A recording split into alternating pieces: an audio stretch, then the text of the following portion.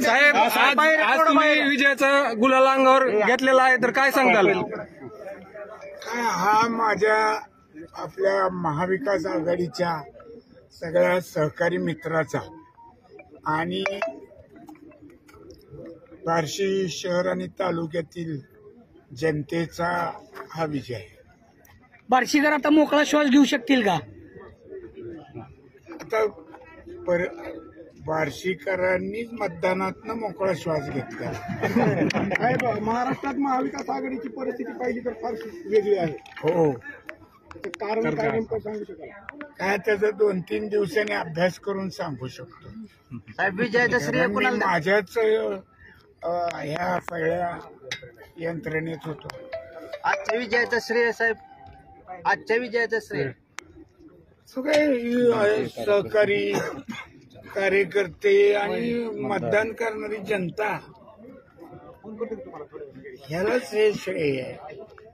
आणि माझं आता सगळ्या माझ्या बाहेरगावावरून आलेले, बार्शीतून ह्या ठिकाणी आलेले सगळ्या सहकाऱ्यांना, मित्रांना, कार्यकर्त्यांना माझं विनंतीपूर्वक आवाहन आहे की हा विजय आपण अतिशय शांततेनं, संयमानं हा घ्यायचा आहे.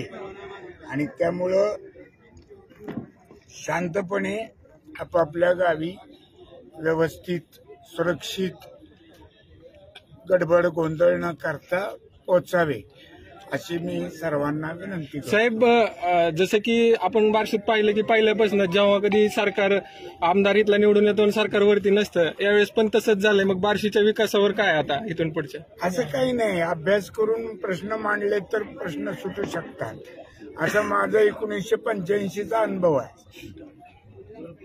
आता एकदा अजून आपण एक विक्रम केला की नवीन चिन्हावर निवडून आलात, होय. एक वेगळ्याच, तर त्या संदर्भात काय आपण सांगा?